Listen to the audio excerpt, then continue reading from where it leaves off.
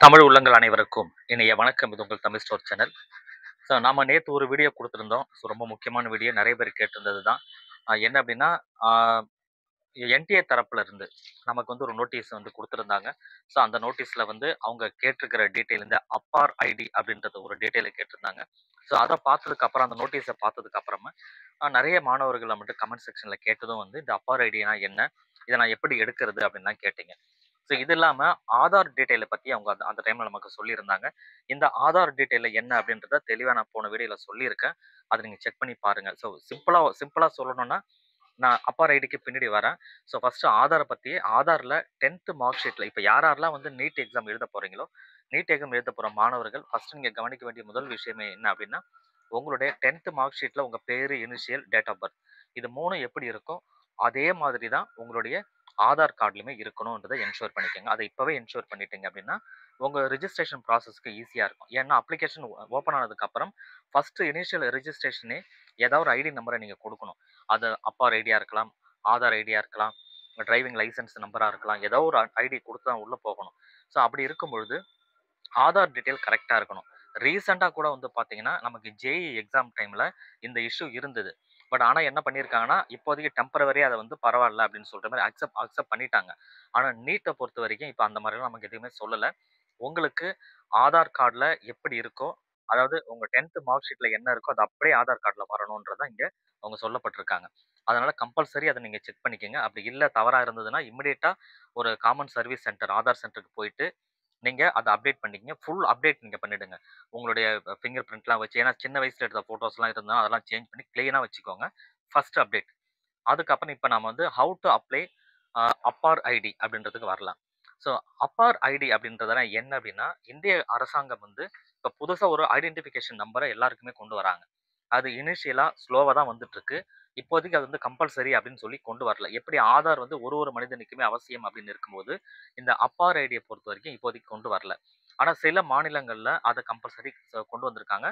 அவங்க செஞ்சும் இருக்காங்க, ரிஜிஸ்டரும் பண்ணியிருக்காங்க. ஆனா இந்த இடத்துல நமக்கு நீட் எக்ஸாம் எழுத போற மாணவர்களுக்கு இந்த அப்பார் ஐடி அப்படின்றத வந்து நமக்கு வந்து இன்டகிரேட் பண்ணணும் அப்படின்னு சொல்லியிருக்காங்க. இன்டகிரேட் பண்றாங்க. அதனால வந்து நமக்கு அது தேவைப்படுது.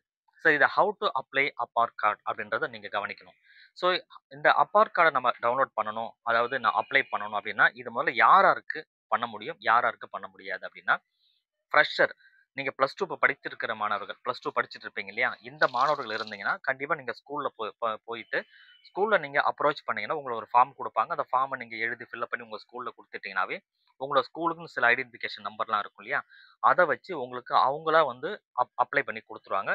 வித் உங்களுடைய பேரண்ட்டோட சப்போர்ட்டோட. பேரண்ட் சொல்லி அவங்க ஓகேன்னு சொன்னதுக்கு அப்புறம் தான் அத செய்வாங்க. ஏன்னா பேரண்ட்டோட சிக்னேச்சர் அங்க கண்டிப்பா கேட்பாங்க. ஸோ அது ஸ்கூல்ல இருக்கிற ப்ராசஸ். ஃப்ரெஷருக்கு எந்த பிரச்சனையுமே கிடையாது. நீங்க அப்ளை பண்ணிக்கலாம். சரிங்களா? இப்ப வாட் அபௌட் ரிப்பீட்டர்ஸ்? அடுத்த கேள்வி இதுதான் வரும். ரிப்பீட்டர்ஸ், ரிப்பீட்டர்ஸ் இவங்கலாம் நம்ம என்ன செய்யணும்? அப்படின்ற ஒரு கேள்வி இருக்கும்.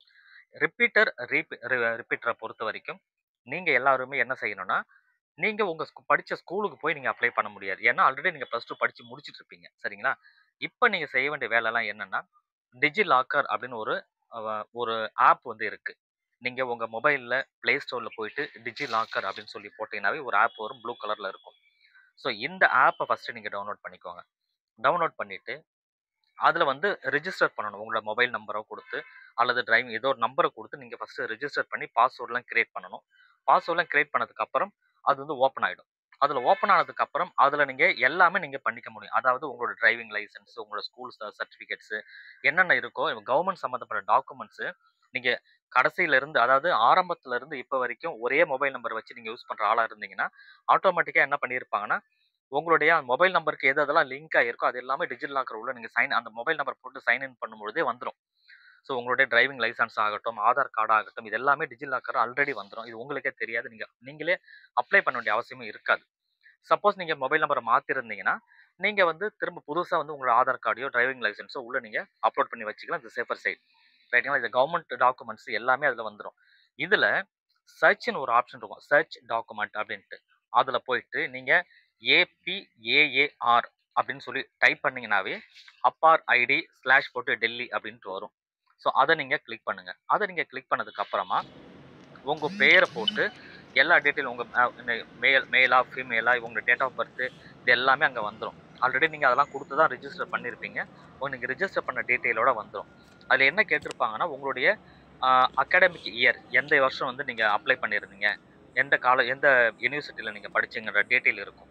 அந்த யுனிவர்சிட்டி நீங்க செலக்ட் பண்ணுங்க. நீங்க படிச்சிருக்கிறீங்க அப்படின்ற பட்சத்துல, அந்த யுனிவர்சிட்டி நீங்க செலக்ட் பண்ணுங்க. அப்படி நீங்க செலக்ட் பண்ணிட்டீங்க அப்படின்னு சொன்னா, ஆட்டோமேட்டிக்கா அந்த யுனிவர்சிட்டி நம்பர், டீட்டெயில்லாம் குடுத்த உடனே, ஒரு கார்டு வரும். இந்த ஆதார் கார்டு மாரி உங்க ஃபோட்டோ வச்சு வரும். ரைட்டுங்களா? அத நீங்க டவுன்லோட் பண்ணிக்கலாம். ஸோ இதுதான் அப்பார் ஐடி அப்படின்னு சொல்றது. இதுல வந்து அதுல கேட்கிற டீட்டெயில கொஞ்சம் கரெக்ட்டா குடுக்கணும். ஸோ அது ரொம்ப முக்கியம். அதாவது டிஜிலாக்கர்ல நீங்க சர்ச்ல போயிட்டு அப்பார் ஐடி அப்படின்னு டைப் பண்ணீங்கன்னாவே வரும். அதுல கேட்கிற டீட்டெயில கரெக்ட்டா நீங்க குடுத்துட்டீங்கன்னா, உங்க அப்பார் ஐடிய நீங்க டவுன்லோட் பண்ணிக்க முடியும். ரொம்ப சிம்பிள் தான். சரிங்களா? இத வச்சு தான் நீங்க அப்ளை பண்ற மாரி இருக்கும். அந்த அப்பார் ஐடி அந்த இடத்துல நீங்க நீட்ல போய் குடுத்தீங்கன்னா, நீங்க இங்க ரிஜிஸ்டர் பண்ணீங்க இல்லையா? உங்களோட யுனிவர்சிட்டி போட்டு ரிஜிஸ்டர் பண்ணீங்க இல்லையா? யுனிவர்சிட்டியோ, ஸ்கூலோ ஏதோ போட்டு ரிஜிஸ்டர் பண்ணியிருப்பீங்க. இந்த டீட்டெயில் எல்லாமே அங்க நீட்டுக்கு வந்துரும். ஸோ அதுக்காக தான் அவங்க இன்டகிரேட் பண்றாங்க.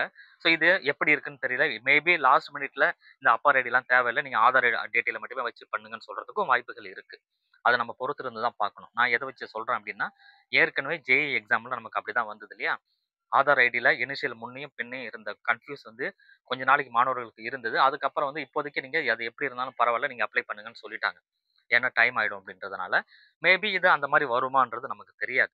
பட் இருந்தாலுமே எல்லாத்துக்கும் நம்ம தயாரா இருக்கணும் அப்படின்றத நீங்க கவனிச்சு பார்த்து ரெடியா இருங்க. சரிங்களா? மிக மிக முக்கியம். ஃபர்ஸ்ட் அப்டேட் உங்களுடைய ஆதார். Aadhaar detail compulsory. அது எல்லாமே ரெடியா நீங்க வச்சுக்கணும். அதுக்கப்புறமா அப்பார் ஐடி பத்தி டீட்டெயில் எடுத்து நீங்க பாருங்க.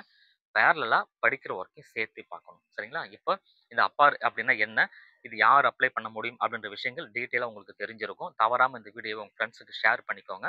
உங்க ஸ்டூடண்ட் வேற யாராவது இருந்தாங்க, தெரிஞ்சவங்க யாராவது இருந்தாங்க, இப்ப ஃப்ரெண்ட்ஸுடைய சன் படிக்கிறாங்க. அந்த மாரி யார் பேரண்ட்டா இருந்தாலும் சரி, ஸ்டூடண்ட்டா இருந்தாலுமே நீங்க ஷேர் பண்ணிக்கோங்க. நெறைய மாணவர்களுக்கு நிச்சயமா இந்த ஒரு அப்டேட் வந்து ரொம்பவே யூஸ்ஃபுல்லா இருக்கும். தேங்க் யூ ஃபார் வாட்சிங்.